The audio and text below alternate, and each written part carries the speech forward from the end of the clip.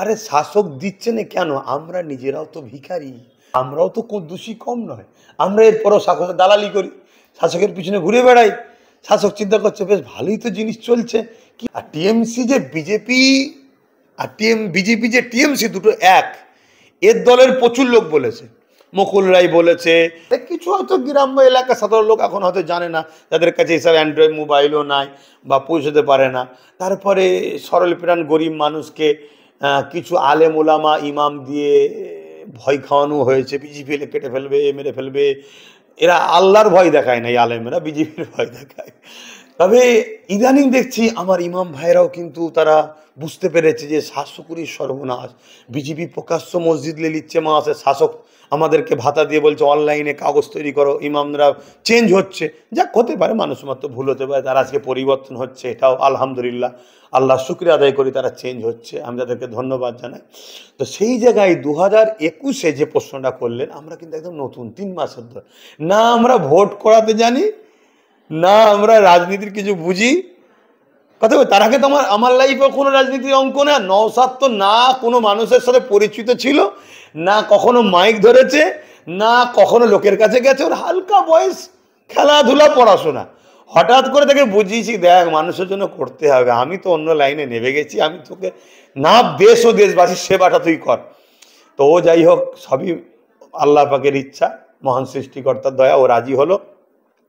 এরপরও মানুষ শাসকের অত্যাচারে ভাঙরে শুধু জিতেছি তা নয়, ক্যানিংয়ে জিতেছি, 16 রাউন্ড পর্যন্ত আগিয়ে আছি, নিয়েছে। আমডাঙ্গায় জিতেছি, অশোকনগরে একদম হাড্ডাহাড্ডি, লাস্টে হঠাৎ করে বলা বন্ধ হয়ে গেল, অশোকনগর আর খবর নেই, মিডিয়াতে নেই, হঠাৎ করে শুনছি হেরে যাচ্ছে। কি আমরা দেগঙ্গায় সব জায়গাতেই মোটামুটি আমাদের যে তথ্য, আমরা 2000 ভাঙর সহ 7টা সিট, কোনো জায়গাতে আমরা 8 দেখেছি, মানে 13টা সিট আমরা পাওয়ার একটা ব্যাপার ছিল। দেখ, তর্কে জেলাম না, এখন অনেকে অনেক কিছু বলবে। তবে বিরোধী হিসাবে এখনও আমরা আছি কোথায়, 3 মাসের সিটে একটা জিত আর 7টা সেকেন্ড পজিশনে। এবং একটা নতুন দল, এত চুরি, এত কিছু, 99% চার্জ ইভিএমের, তাহলে এটা কি হাস্যকর নয়? হ্যাঁ, শুধু বলছে আইএসএফের বুদাম চেপে যাচ্ছে, তারপরেও ছেড়ে দিলাম সব বাদ দিয়ে। 3 মাসের দল, নতুন দল, বিজেপির ভয় দেখানো এবং টিএমসির গুন্ডা বাহিনীদের চক্রান্ত, প্রশাসনের একটা অংশ পুরো টিএমসির কাজ করা, সেন্ট্রাল ফোর্স এসেও টিএমসির হয়েই কাজ করেছে। বাইরে থেকে হেলিকপ্টার করে এসে যোগীবাবু থেকে শুরু করে বড় বড় হুমকি দিয়েছে, কত কি বলেছে। শুভেন্দু অধিকারীর মতো 50 লক্ষ না কি সব তাড়িয়ে দেবো, ঘোষ খাওয়া বন্ধ করে দেবো। এরপরও আইএসএফ জিতেছে।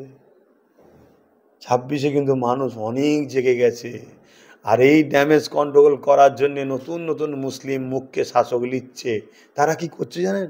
ঘরে বসে শুধু ফোন করছে, হ্যালো, তোর বউকে প্রধান করে দেবো।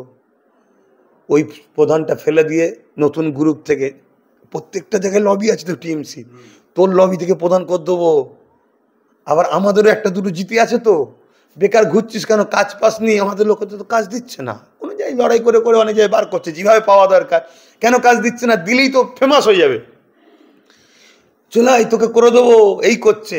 আব্বাস সিদ্দিকির পাশে কে বসে আছে দেখতো, ও এটা খাস লোক, তার মানে ফোন করো, এই তোমাকে এই পদ দেবো। আরে তোর পথ কোথায়? কথা বুঝে আসছে তো? এইভাবে এই সংখ্যালঘু নতুন টিম দিয়ে শাসক যেগুলোকে চলে গেছে বা বেরিয়ে যাচ্ছে, তাদেরকে আবার একটা কন্ট্রোল করতে চাইছে। যা আবার হয়ে গেছে, আমি এসে গেছি, আমি নতুন মুখ দেখছিস নে, আমি সব করবো বলেই তো এসেছি, একটা নতুন ইমেজ করছে। যারা একেবারে সরল প্রাণ, বোকা বলবো না, সরল প্রাণ মানুষ, হয়তো কিছু মানুষ আবার ব্যাকে ফিরতেও পারে। তবে যে ভাঙন শুরু হয়েছে এ সরকারের দিকে, মুসলমান বিশেষ করে ফিরছে না।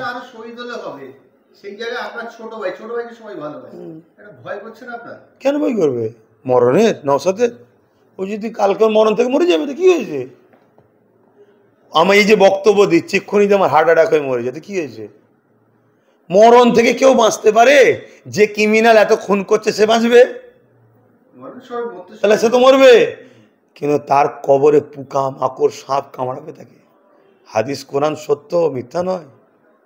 কথা বুঝে আসছে? কত আজকে ওই যে বলুন রাজ্জাক খানের ছোট্ট বাচ্চাটা কাঁদছে, দেখলাম জাহান্নামের, এরা জাহান্নামের কুকুর হবে, এরা মানুষকে খুন করে। তুই তৈরি করিসনি যে জানটাকে, সে জানটাকে মারিস কি করে? হ্যাঁ, ভুল হয়, আইন ব্যবস্থা আছে, আর একটু আরে একটু চটচাপড় ঠেলা ঠুলি মারপিট হাতাহাতি হতে পারে, জানে মেরে দেওয়াটা এটা কি? হ্যাঁ, এ কি? আর পশ্চিমবাংলা ভারতবর্ষের সব থেকে নোংরা রাজনীতি হচ্ছে পশ্চিমবাংলা। বিহার ছিল এরকম নোংরা, সে বিহার কিন্তু আজ নামকে মিলিচ্ছে। হ্যাঁ, এরকম নোংরা হয়? এবার এই কথা বলাতেই আবার কিছু বোকা মুসলমান আছে, ওই তো দেখলে বিহারে বিজেপি জোট সঙ্গী আছে, উনি বিজেপি হয়ে গেল যাত্রী। সত্য কথাটা বলা কি বিজেপি হয়ে গেল? হ্যাঁ, এইটুকু আল্লাহর ভয় নেই যে আপনি সত্য কথা বলবেন না? তো এই জায়গায় দাঁড়িয়ে এক জাররা পরিমাণ আমার বাপও টেনশানে নেই, আমার মাও টেনশানে নেই, আমিও টেনশানে নেই, আমার নওশাদও টেনশানে নেই। মৃত্যু কেলে আমরা কোনো টেনশান করি না। আমরা এতটুকু জানি, মরণ যদি থাকে মরবে, না মরণ থাকলে মরবে না, জিত যদি থাকে জিতবে, হার কপালে থাকলে হারবে। নওশাদ এমন একটা পরিবারের ছেলে যাদের পূর্বপুরুষ রাজনীতি ছাড়াও, আমি আবার বলছি, রাজনীতি ছাড়াও ব্রিটিশদের বিরুদ্ধে লড়াই করা লোক আমরা, তাই খানদানের ছেলে। তাহলে বলবেন রাজনীতি করছেন কেন? ভাই, কিছু রাজনীতিতে করে যে সুযোগ সুবিধাটা সহজে হয়, রাজনীতি ছাড়া করা যায় না, নয় যায়, কিন্তু সেটা সহজে হয় না। আজকে আমি এই যে বললাম মায়েদের বিরুদ্ধে আইন, মায়েদের ঘরে যারা জুলুম বিরোধী হবে তাদের বিরুদ্ধে আইন করা দরকার, বাবা মাদের বৃদ্ধাশ্রমে দেবে, আইন করা দরকার। ভাই, এটা বুঝিয়ে এর বিরুদ্ধে লড়াই করে করা যায়, কিন্তু আইনটা কি করতে গেলে আমি একটা হুজুর পারবো? এর জন্য তো কি বলে আইনের সবার লোক দরকার। তো আজকে নওশাদ একটা, টিএমসি একদিন একটা ছিল, আজকে তারা কোথায়? বিজেপি একদিন একটা ছিল, যেদিন থেকে টিএমসি এসছে সেদিন থেকে 2011 থেকে বিজেপি হু হু করে বাংলায় বাড়ছে। অর্থাৎ টিএমসি বাংলায় বিজেপিকে চাষ করছে। একটা দিন দাদাকে ছেড়ে দিয়ে বোন সাইড হয়ে যাবে। এতে এক পরিবারের কারবার রে বাবা, আমি কিছুদিন তুই কিছুদিন, এই তো ব্যাপার। তুই আমায় দেখ, আমি তোকে দেখি। তা আস্তে আস্তে কিন্তু তার আগে বিজেপি ছিল না, বাম আমলে কিন্তু বিজেপি ছিল না, কংগ্রেস আমলে বিজেপি ছিল না। এর মধ্যে বাম কংগ্রেসের আমি তারিফ করছি বলবেন না, এটা সত্য কথা, আমি তাদের তারিফ করছি না, না না, তাদের দ্বারাও অনেক ভুল হয়েছে, কে বলেছে ভুল হয়নি? কিন্তু এ যে কাজটা করছে, ভয়ানক কাজ, ভয়ানক কাজ করছে। আস্তে আস্তে আস্তে আস্তে মুসলিম দরদি মেকি দেখিয়ে বিজেপিকে আস্তে আস্তে বাংলায় জায়গা করছে, বিজেপির চাষ বাড়াচ্ছে, বিজেপির চাষ বাড়াচ্ছে, বিজেপির চাষ।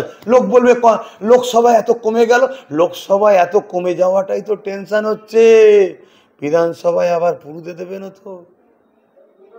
এটা তো ভয় লাগছে, এটা তো ভয় লাগছে। কেন? সেই সংখ্যা বলছে বিজেপির যে সেই 44 না 45 না 40 কত পার্সেন্ট ভোট ছিল, পার্সেন্টটা তো ঠিক আছে দেখছি আবার।